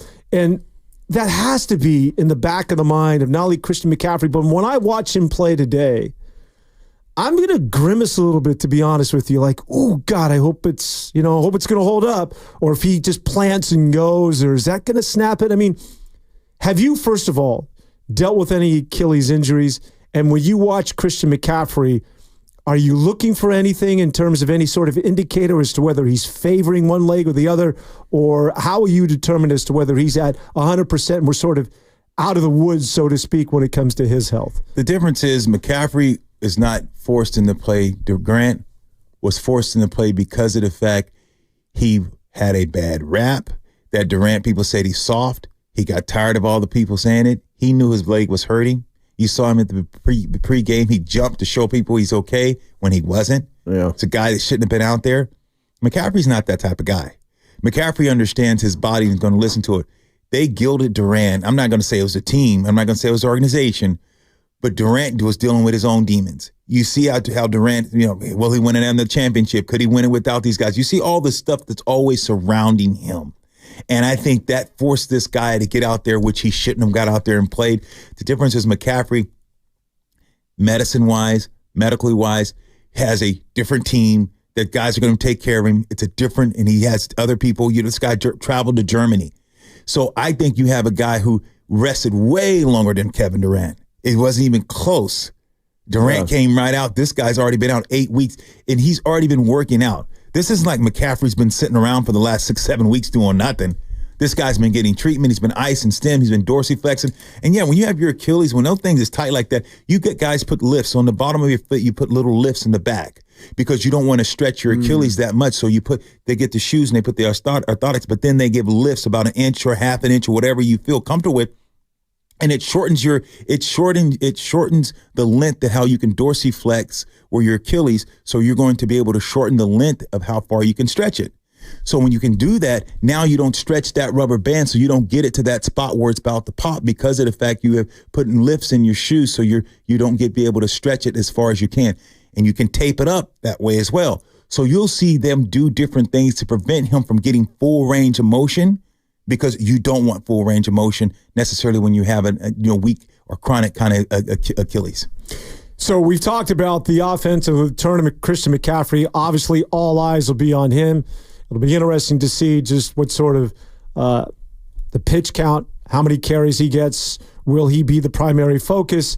And obviously, Jordan Mason, good to go. And let's not forget about Isaac Guerrero, who had that breakout game against the Dallas Cowboys. But as we switch to the other side of the ball, the San Francisco 49ers have been good defensively, but not dominant as they were a year ago. They've had a hard time getting off the field on third down, and certainly against the run, they've been also sort of an area of concern. They're young in the backfield. They're going to be without Charvarius Ward, the tragedy and the loss of his young daughter at the 10 to 8, 1 year. I can't even imagine what it is that he's dealing with. And when he'll return is clearly up to him. But the 49ers are going to be depleted with his absence. We'll expect to see Green get an opportunity, the rookie, to play. Right. Isaac Yiadom will be in there as well. And I think that the one player who, along with Fred Warner, that might be your co-MVP has been Diamador Lenore. But defensively against Tampa Bay, which is a team, as we have talked about, it has been well documented without two of the best wide receivers as far as combinations, and Mike Evans and Chris Godwin. It's the tight end now that Otten has become the go-to for Baker Mayfield, Rashad White. They're going to run the football right at you. But defensively, what is it that the 49ers have to do? What sort of areas of concern have you recognized from this team over the last couple of weeks? Win in the trenches. Let Fred Warner be Fred Warner. When I played with the guys at Greeno, played against some great linebackers, the Ray Lewises and those guys, they were good because of the guys they had in front of them. I played with Donnie Edwards, who was just an okay linebacker, but he was great because he had the guy he had in front of him. You know, when you have a Jamal Williams was with the Chargers, a nose guard that was unbelievable. When you think about when the Steelers had Hand, think about big Hand that played at nose guard, and you had the linebackers' foot, and those guys can bounce around because you had a guy keep up. Think about Saragusa when he was with the Baltimore Ravens and Ray Lewis. Saragusa, what those three techniques are able to do when they block that nose guard, they usually they grab the guard with them and they push both those guys back and they hold those two guys. So now the Mike linebacker can go. Now, if you have a nose guard that gets pushed off the line of scrimmage, if you let those guys deuce up or scoop up to the linebacker, now they push the nose guard 2-3 yards off the ball. Now the linebacker's behind and he has to back up, and now they took him into it, and now the linebacker has to run a hump, and now the running back has a two-way go. He can go on the left or the right side because they got pushed. If the nose guard is able to push and hold the point and have the guard in the center right there in the A gap and keep creating a new line of scrimmage, now the linebacker, he can hit either side. Now he has a freeway go, and now you're winning. So to me, it's about the trenches. It's about what the guys are doing in that three gap, what those guys are doing up front. You have to be technique sound to hold those gaps where linebackers can make your plays. Your linebackers should be leading your teams in tackles, not your safeties, not your corners. It's about your linebackers. But how do they do that? When they're doing that, that's because they got great defensive line play up front. That has to be at premium today. Those guys up front have to keep the linebackers clean and let them run downhill and play at a new line of scrimmage. This is about field position, but this is about who is winning in the trenches. Which team is going to create a new line of scrimmage for these linebackers to play, because both teams rely a lot on their linebacker play. So that goes who is going to play best in the trenches. So that's what I'm looking at. You know the Niners. I like the safety, the rookie, how he says them, but I'm butchering it. Malik Mustafa. Mustafa. He'll hit you. Mustafa, Mala will hit you. I like what he does. I like how he comes down in the run fit. When he hits you, he hits you. He can play in the box. He's not necessarily a huge, tall guy, but he's physical and he's squatty body.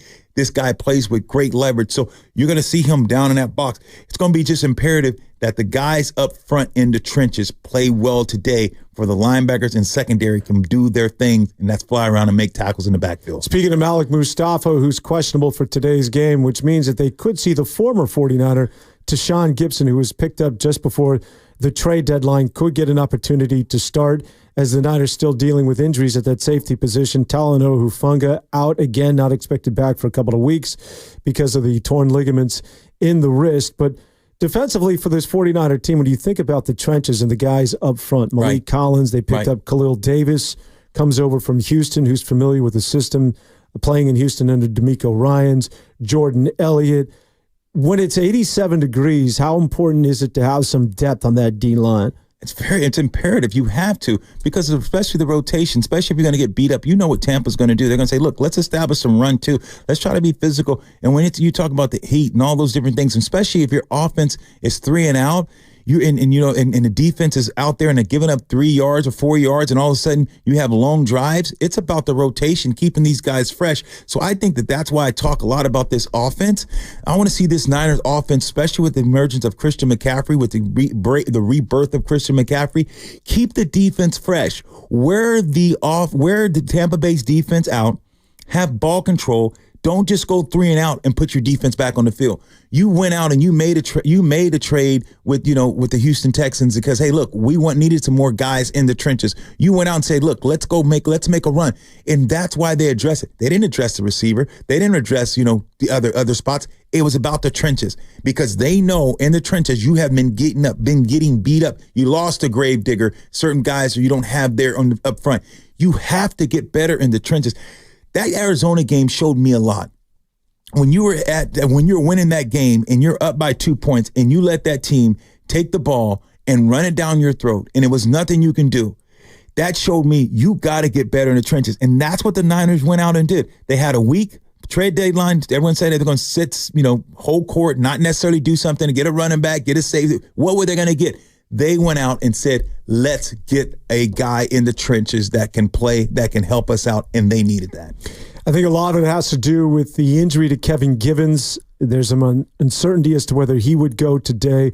But unlike that of a year ago, if you recall, where the 49ers made a big splash and they got Chase Young, who was supposed to set the edge, was never really that guy. I think he had like 2.5 sacks from that point forward. Was okay in the Super Bowl, but was never the sort of player that they needed it, though. They needed a guy. They thought he was going to be more, and at times he showed spurts, but he was too tall. He didn't have body control. You watch him; he's a lot of chases, pretty stiff. But at times he did set an edge at times. So, like you said, they know what they needed, so they went out and tried to find that guy. So, and that's what they're doing this year. They said, "Look, we have to get better in the trenches." Yes, Chase didn't pan out. We know that, but they said this is the position that we have to address, and they showed. Right now, that's what they had to address. They get Khalil Davis, they get Gage, a wide receiver, and as I mentioned, Tashawn Gibson, who could see the field today, comes back at the safety position. I'm curious, when you talk about in the trenches, and Vita Vea, who is still the go-to guy, he's a beast out of the University of Washington, and he plugs that middle and is one of the best for Tampa Bay. But he saw a lot of action. I want to say like 65 defensive plays last week against Kansas City. So once again, it sort of goes back to just a short week, and where will he be at, not only mentally, but certainly physically. You always hear this, Lo, when you, whether it was you and LaDainian Tomlinson, but when you get into that rhythm, when you start carving up a team, and you're getting 3 or 4 yards a pop, and it becomes an 8, now a 12-play drive. What's it like when you sense that defensive line, and especially in the trenches, that they're gassed, and as an offense, like, let's just run it right the hell at them? I absolutely loved it, man. In Cincinnati, because as a fan, it's palpable. You're like, you can see it. As a player, you can not only see it, you can feel it. When I look over there and I'm playing, I'm playing in Cincinnati and it's me and Corey Dillon, or I'm playing in Tennessee, it's me and 2-7 Eddie George, and we're coming downhill. Or I'm in San Diego and it's me and LaDainian Tomlinson. Tampa Bay, me and Mike Allstott. We would tell the coach, let's run the ball. They don't want no more. I remember playing against a team. We're playing against the Minnesota Vikings. They're 5-0. They're undefeated. They're the only undefeated team in the league. Go look that game up. You go watch that tape where me and Mike Allstott playing against the Minnesota Vikings. They're the best team in the league that year, undefeated. Go see who they lost to. We lined up and we went power, we went lead draw, we ran the ball right at him. And when you see guys, Rudd was coming in there and I was taking his head off. I said, come on, let's go. Man, I said, I'm going to make you apologize for coming out on this field today. And you see guys break down right in front of you. When they come in, all of a sudden they come in there, boom, and you lay the head wood on them. Then you come back, boom, and you hit them again. And you start to see them. Now they come in and they stop their feet. They're trying to olay you, give you a soft shoulder, trying to get out, get skinny, and then trying to come back and make the plays. 15 yards, 30 yards, 15, 10. And you see those guys quit, it means a lot because you broke them. And they'll sit there and be yelling and cussing. You ain't nothing. Come on back. You got them. You're in their head. You've broken them, and they want to quit. When you have that and you're doing that to a team, it gives you a great deal of excitement, and you want to go back on that field. And when you're playing against a guy like Tampa Bay with Vita Vea and how he runs, this is a guy that played 65 plays, like you're saying. You stretch him early. You say, look, this guy's only had 4 days. He's not, he's a big man. He's got 65 some plays. They left a lot on that field. I don't think this in their tank. You make him play sideline to sideline. You run those zone plays with Christian McCaffrey. And you say, let's sprint to this corner. You got Big Trent out there. Let's stretch this team. Let's make that 3 technique. Let's make him, he's playing in the over technique where he's playing on the backside of the nose. Let's make him run. Let's make him cross over the nose, the center, and run to the left and make him run. Let's make him run sideline to sideline. Let's wear him out. Now we can double him. Now we can push. Now we can go in the middle. But I think that you're going to see a Niner team today come out and they're going to see if they can get to the perimeters. Let's win on the outside to make those guys inside run. They just played on a short week. Let's see if those legs, if we can wear these guys out. So look for the Niners. My game plan today is you run to the outside, you wear them out, and then we start running in the middle because you know Villa Bay, he's tough, physical. If you just say I'm going to run right at him at his strength, you ain't winning that battle. But if you move him, make him run sideline to sideline because now he's got to get in gaps, you got problems. And on Antoine Winfield Jr., another standout football player defensively for that Tampa Bay team, who, as we talked about, when they stack that box, look for number 31 to come down and be that extra run support. I'm just curious. We know that they chirp a little bit in the NBA. Not a little bit. There's the back and forth. How much of that is going on that we're not privy to in the NFL? Oh, it's a lot, brother. You guys are always chirping. Oh, guys, man, come on. You ain't nothing talking junk about your mama, your daddy, whatever, your sister, your girl, whatever. And you love it. You're like, whatever. I mean, guys are going to talk. It's you're playing a physical game. Who was the Gary Payton of the NFL of your day? Was there somebody that... You know what? There was some guys that did some talk. I mean, I used to love the way that he talked, but he would back it up. John Randall. Oh, God, yeah. I mean, Johnny Randall. When he was with the Vikings? When he was had with that crazy eye black? Crazy eye black. And, yeah. Neil, oh, my I'm God. coming today, Neil. Here I come. But I still call Johnny Randall. He was friggin' crazy. I mean, I played with the Dome Patrol, Ricky Jackson, Pat Swelling, Sam Mills, Vaughn Johnson. Yeah. I was with them crazy brothers, man. You got to realize, I lived that life when I had seen those guys out there and like, oh, my goodness. Or I'd go to practice and I'm like, I was scared. I'd call my mama on walking out to the field. Mama, pray for me that I come home, that I'm safe today because I'm walking out the field with Ricky Jackson, Pat Swelling, Sam Mills, Vaughn Johnson. I mean, these guys. One of the best linebacking cores that you never hear about, though, for whatever reason. That's why they call it Dome Patrol and Frank Warren and all those guys. And it's like, God, what am I doing? I come from California, and you go to deep south, you're talking about New Orleans, baby, and you're like, oh, my goodness. So I walk out on that field. You got the brothers with the trophy case in their mouth, the gold, they're looking at you. Hey, man, what's up? You want your gold? I walk out the training camp. I mean, I'm at practice. It's 100, you know how hot it is in New Orleans. In New Orleans. Yeah, you know how hot it is. Where training camp would be in Mankato, but then when you come back, and I'm still talking about New Orleans is good. I'm talking about you swamp it. I mean, it's so hot. You walk out of the house, you're sweating. I mean, the humidity. Yeah. Dude, Frank Warren, it's lunchtime. He's outside, and he's smoking. I mean, you're smoking.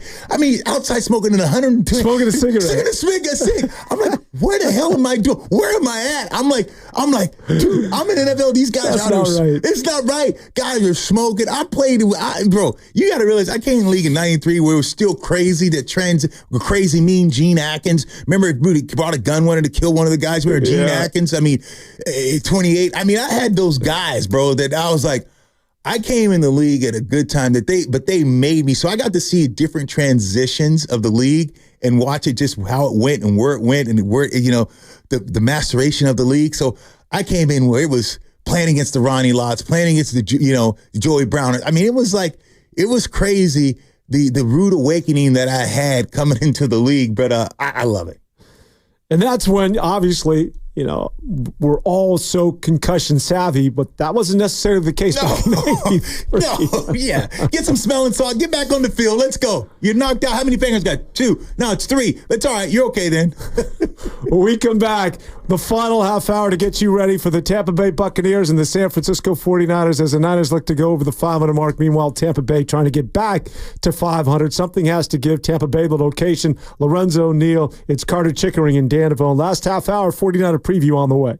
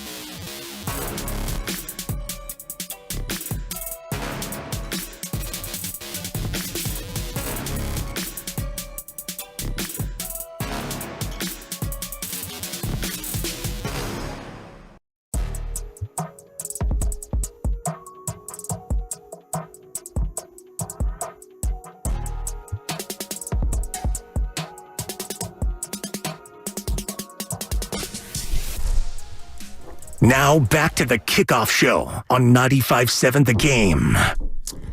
Lorenzo Neal and Dan Avone taking you right up until kickoff. Tampa Bay, the location. 49ers at 4-4, taking on a 4-5 Buccaneer team led by Baker Mayfield. You know, Baker Mayfield was a guy that, he was, I got to be honest, probably like a lot of people, sort of annoyed me when he first came into the league, had some attitude.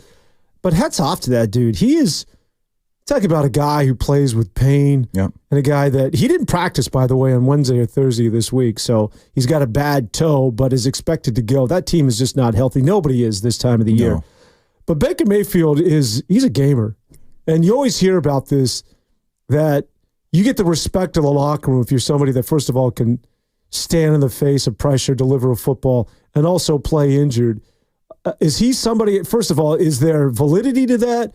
And for you, who's in the huddle, when you have somebody like that, a Baker Mayfield, obviously you have his back regardless, but is there a sense of, is it important for you to know that this he's dealing with pain like I am, and that goes a long way in terms of having the respect of players like yourself? No question. He's not a prima donna. You see a lot of times quarterbacks, get their toe hurt and they're not going to play, they're not going to practice.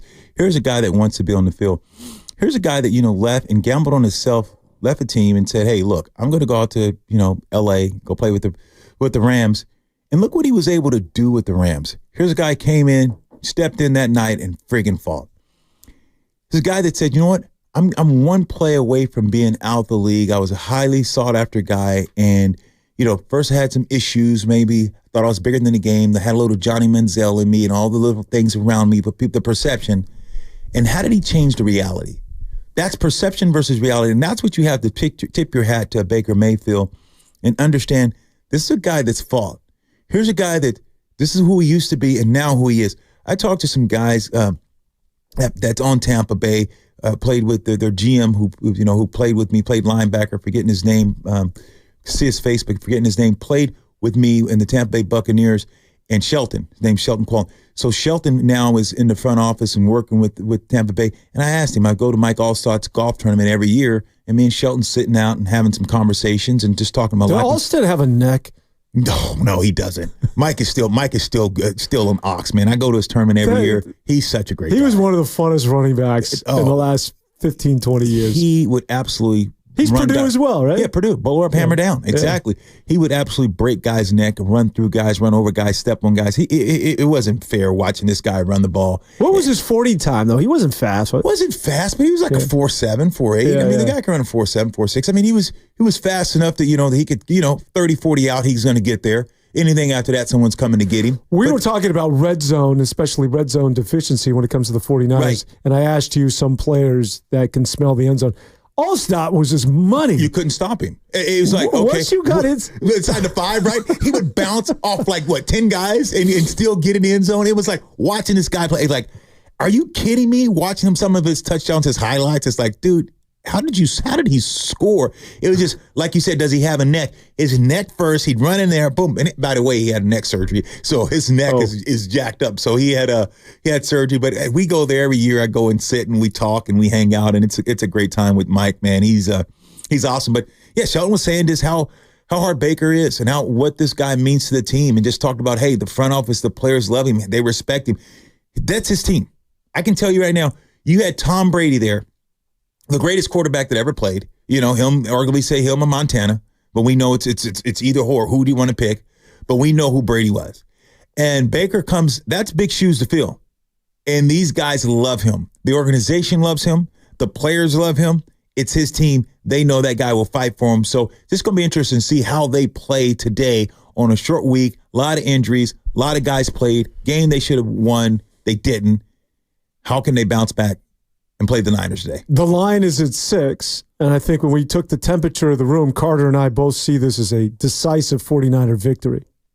Although, that's always scary to predict, but you see it a lot closer. What's going to go down today? Yeah, here's the deal. The way it looks, you would have to say it's going to be a one-sided game because it's been a short week and those guys are injured, and Baker's toe and all the different things surrounding this team. They played in Kansas City, a team that's great, undefeated, and you had a chance. Mentally, how do you bounce back?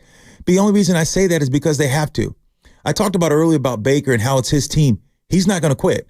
And those guys, he won't let those guys quit. So you got to realize you're going to play a team that's desperate. You have to play a team that wants to win. You're going to play a team that understand that they're like a cat against the wall. You get a cat, right? And you're outside and it's a wild stray cat. You walk outside and you try to pick that cat up. He's going to take off. He's not going to do anything. You won't even be able to touch him. The cat's just gone. He doesn't pay you any mind because you can't get him. You walk that cat gets in your house and he's in your bedroom or he's in your closet or he's freaking in your garage. You got problems. That cat's you're going to pack that cat into that wall and you start to see how that cat's going to scratch. He's going to fight and you know that alley cat's going to give you hell. But so you got to realize Tampa Bay, they're the alley cat. They're backed against the wall today. So no matter what the circumstances, I understand Niners are coming off a bye week and 10 days to prepare and all those things. This is a game they should win, a game they need to win, a game I think they will win. But I just don't think I think you have an alley cat type of mentality for Tampa Bay. You thought about coaching, man? Carter, man, let's go strap it up, man. Let's get out there. I'm with you. You should be coaching.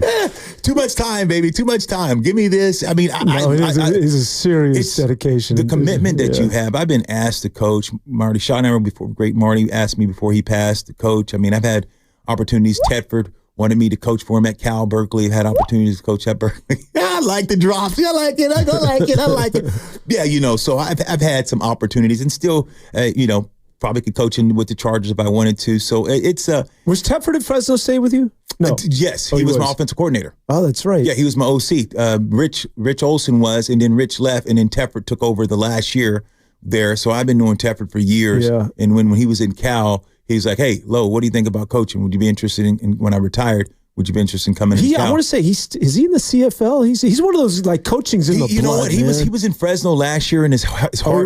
He was at Fresno State, and he turned it over to Tim Skipper. Yeah, he's been his health. Skipper's been with the program forever. Skipper played there. Let me tell you about Jim Skipper, Kelly Skipper.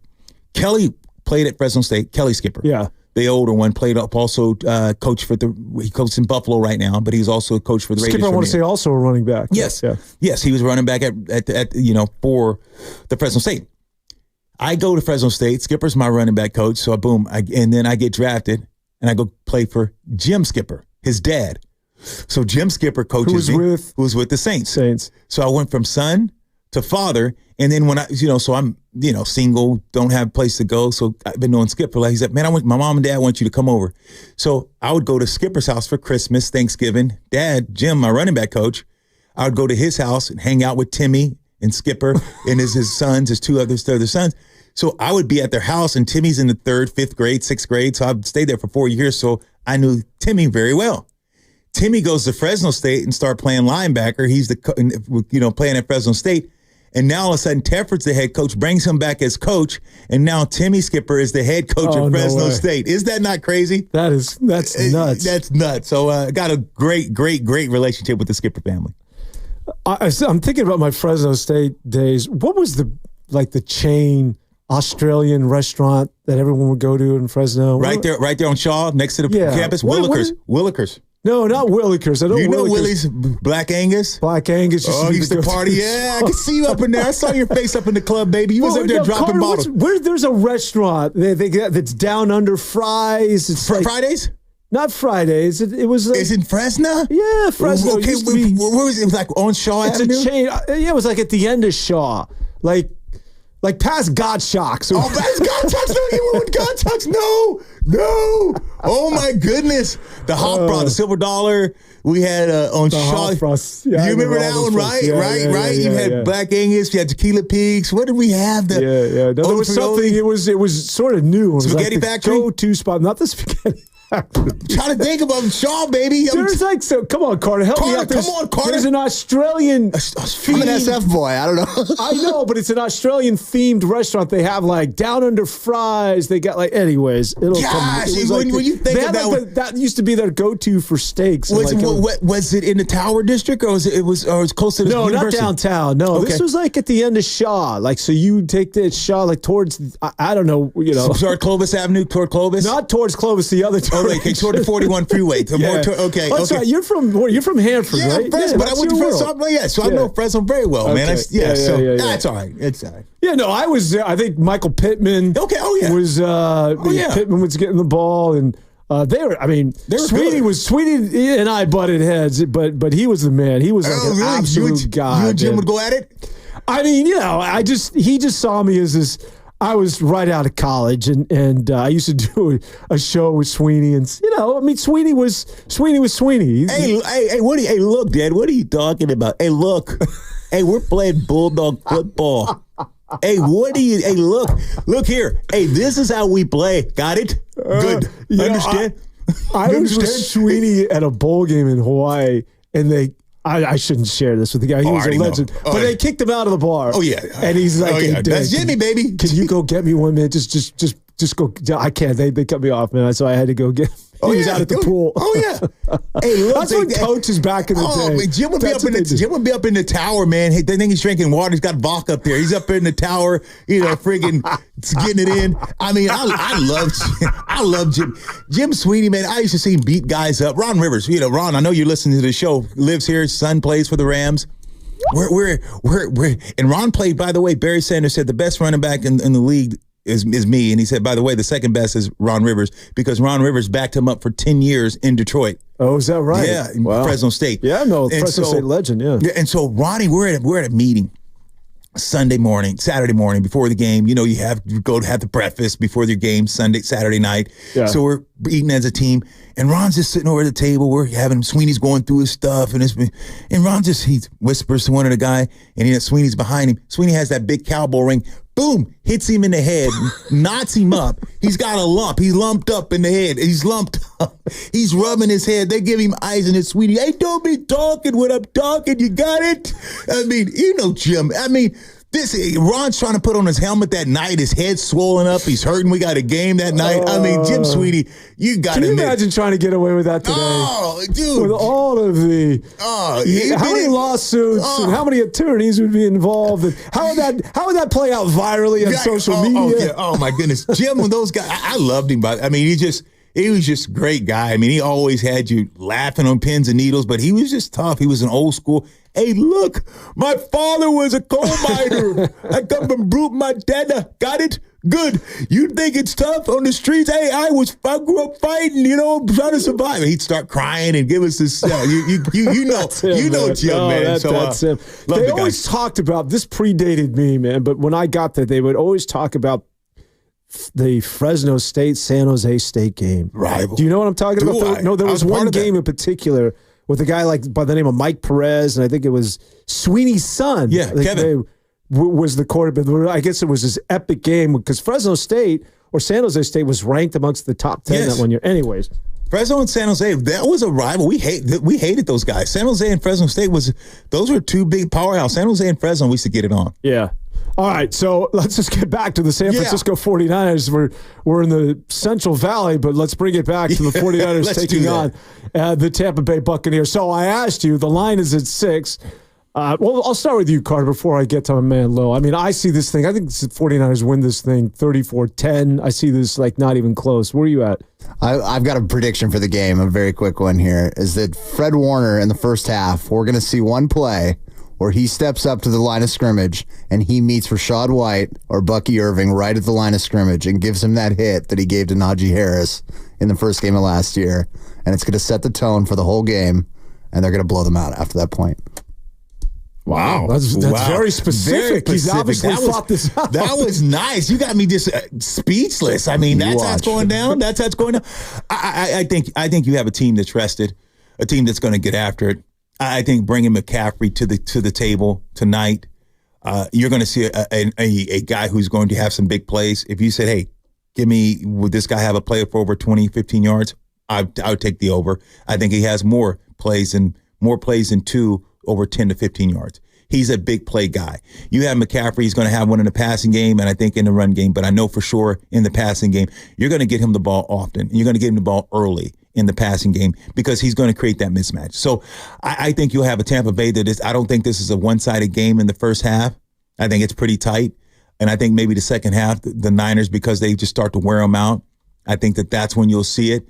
But I don't think this first half you're going to see the Niners run away. I just think that the way Tampa Bay's built, the understanding where they're at, this is a game that that they're gonna fight. So I have this. I think the Niners do win. Do I think they cover? I don't know. I understand they should because it's been a short week for Tampa, but I just think Tampa Bay, they find a way. They fight hard. This is a good game. So just only because the text line is like all over me. Outback.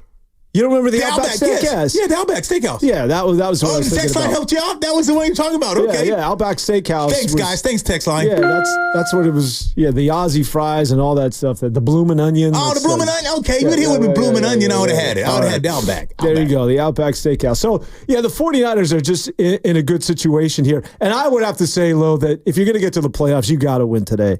The 49ers, who traditionally have gotten healthy after the bye week, and you look back to last year, they were reeling. They had lost 3 consecutive games, and then they played Jacksonville and got healthy once again in Florida, blowing out an inferior team, but that really sort of set them on their way. And another opportunity to do it in Florida against a Baker Mayfield-led team. And the short week is, as we have talked about over the last couple of hours, where the Buccaneers losing to the Kansas City Chiefs. By the way, Kansas City, we talk about it. So lucky. Are they lucky? I mean, is this? They're lucky. They find a way. Here's the deal: good teams find a way to win. Bad teams find a way to lose. When you look at Kansas City Chiefs, Baltimore had a chance. They're going to, if they score that touchdown, they're going to go for 2. You look at the Chargers. The Chargers are absolutely dominating them, beating them, time of possession, everything. Has an opportunity. They let Kansas City in that game. They're winning with like 4 minutes left. The Chargers are. They have a chance to win that game. You look at Cincinnati. Cincinnati Bengals had them. They've won just about everybody they played this year. Yes, they have not had a dominant play this year. So Atlanta had a chance. So you look at this Kansas City Chiefs team. They have finding a way to win, but that's who they are. But they are getting lucky. They're getting the ball. They're getting the luck of the bounce. When you look at the top teams, we'll start in the AFC. Kansas City's undefeated, but I don't want to play Baltimore or Buffalo right now. No. I think they're better than Kansas City. I think Baltimore and Buffalo, and I tell you, a team that plays well, they just don't know how to finish, and they're just something about them. I don't know, but something's off. It's the Cincinnati Bengals. Yeah. Cincinnati's playing good football. I'm going to tell you a team. Yeah, you're right. That's a weird team because Joe Burrows is still Joe Burrow, goodness. But what the hell's going on in terms of the one-loss record? There's a team that people aren't talking about.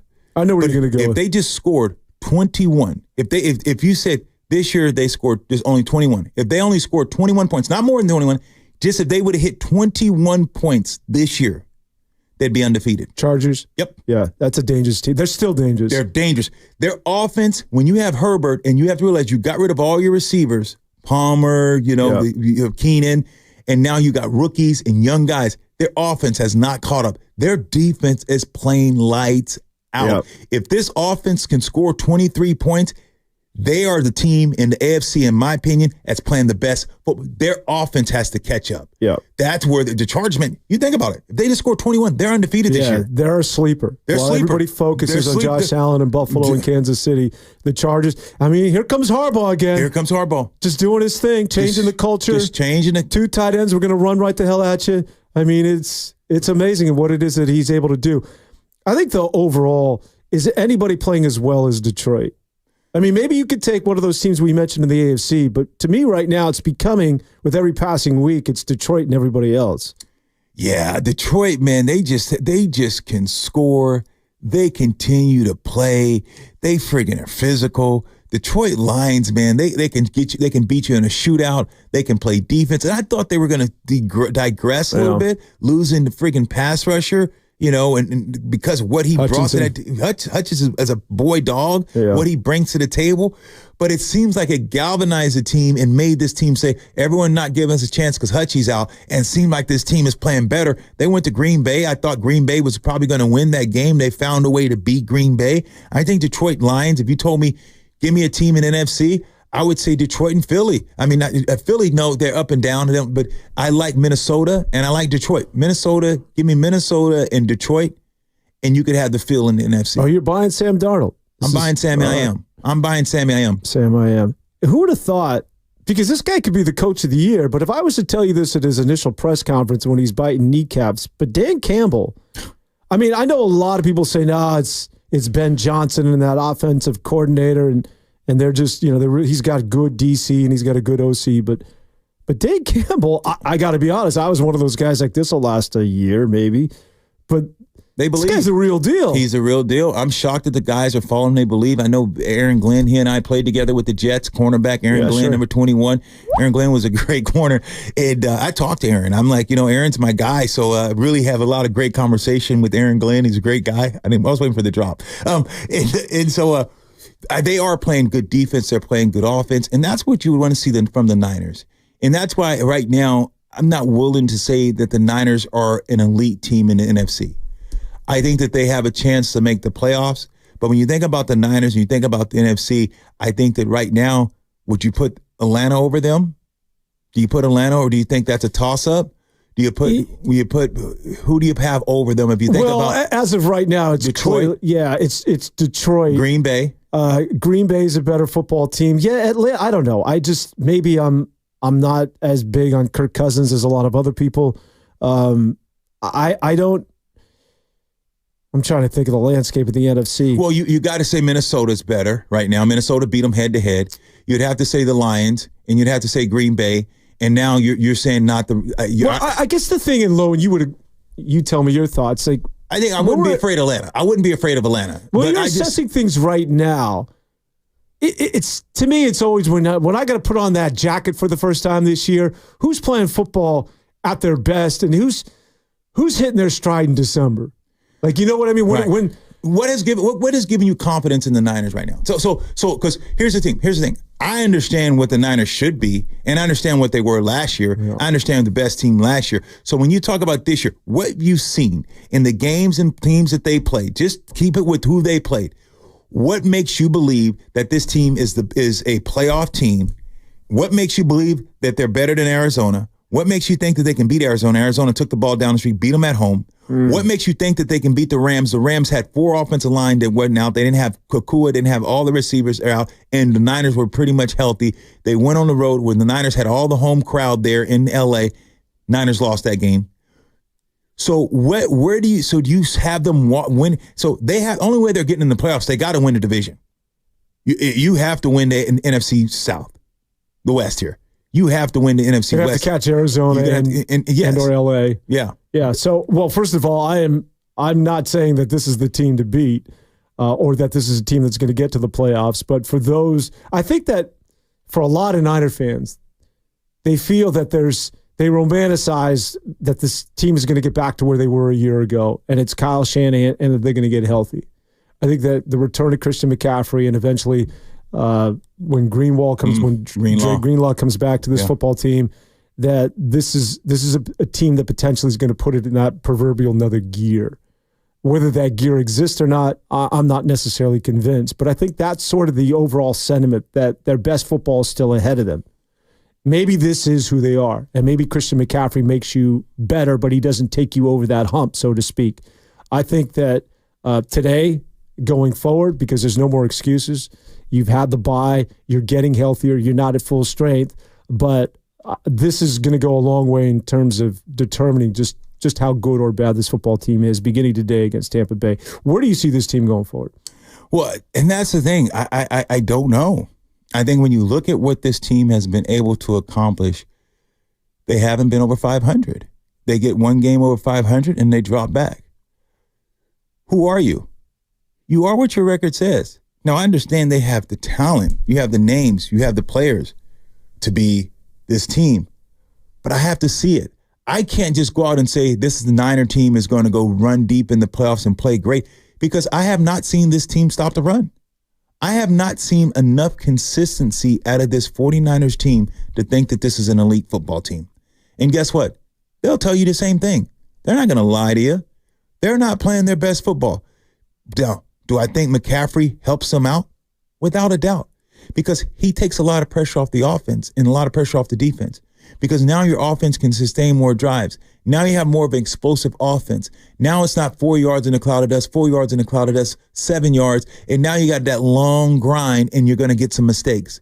When you have 4 yards of cloud of dust, okay, 10-yard pass, 30-yard pass, 4 yards of cloud, touchdown. You limited your amount of mistakes that you can make. Now, what does that do for your defense? Now, if your offense can go by two touchdowns or 3 touchdowns, now the teams that your deficiency against the run is now you don't have to worry about your deficiency against the run because now a team becomes one-dimensional. So where you're hurting at, you're now not. That's not a weakness. So I think McCaffrey makes this team better collectively. All right, we got to get out, man. Low, it's been fun. No dogs down, baby. Run to the ball, baby. Let's go. Bang, bang, Niner gang. Let's go, Niners. It's the Niners. It's the Bucks. Carter, are you ready to headbutt me or just headbutt Low? Let's do this thing. Let's go, Carter. No, phenomenal show. Why would I want to headbutt either of you? All right, that'll do it from a man Low. Carter Chickering. It's Dan Avone. Up next, it's the Niners and Tampa Bay. Have a good afternoon, everyone.